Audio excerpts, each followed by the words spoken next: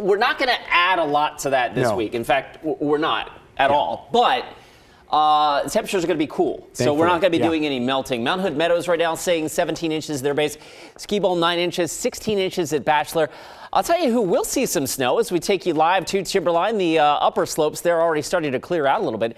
East of the Cascades, you're waking up to some snowflakes this morning. So you folks over towards Prineville and Burns and Bend may see a light dusting of snow today. In fact, that's what Futurecast shows over towards the Ochoco Highlands as well and down towards South Central Oregon. Light snow in your forecast this morning. Here's a look at the satellite radar loop. Again, we've got some snow showers in eastern Oregon. We've had some light rain showers very early on the west side of the state, but those are quickly dissipating, and that storm center is actually going to pull away from us and take with it the clouds and showers. The eastern Oregon forecast today, morning snow showers, mostly cloudy otherwise. LeGrand only gets to about 38, Baker City 35, so chilly and colder tonight certainly than what you woke up to this morning.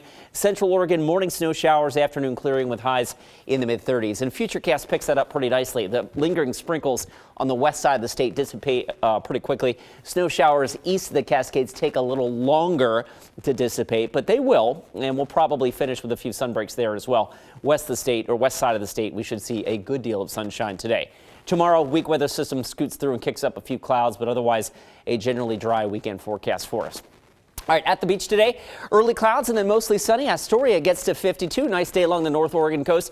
An early sprinkle or snow flurry possible in the Columbia River Gorge. By the way, snow levels have been low, and so if you're doing some hiking in the gorge, there's actually snowpack on some of those higher gorge trails that get above about 1,800 to 2,000 feet, so just be aware of that. That is a spectacular fall photo. Thank you, Todd Klingler, for sharing this out of Newburgh. Your valley forecast today, early sprinkles and then mostly sunny. McMinnville, Salem, and Corvallis all get to about 50, and up towards southwest Washington, low 50 should do it. Longview, Battleground, and Vancouver, with the sky becoming mostly sunny. And again, we will be colder tonight than what we woke up to this morning. Highs west side of the state generally in the upper 40s to low 50s. Highs east side of the state, again, struggling to get to the freezing mark in Burns this afternoon. All right, here's the big picture, so we kind of walk you through what I expect through the week ahead. And as I was mentioning to Tim just a few minutes ago, the Timberline's not going to add any snow this week, but they're not going to melt any either. It's going to be a dry and relatively cool week. After our Saturday morning storm system pulls away, we get a weak little band of cloud cover that passes through tomorrow. More significantly behind that system, I put the wind arrows on here, and you can see that with high pressure building over the northern Rockies and kind of trying to slip down into the Columbia Basin, that will create a pretty gusty east wind through the Columbia River Gorge. And so for those of you that experience the east wind regularly, you know this scenario.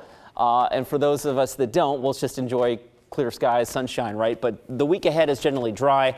A couple of weak systems approach late in the week, but again, that's a long way away. So this is a very un-November-like 7-day forecast, Tim. I've got us dry. I mean, when do you say that in November? 7 days of dry weather. So after a deluge last weekend, right? I mean, Astoria's already seen 7-8 inches of rain. Portland's already had over 3 or close to it. We've got a break now for about 7 to 10 days.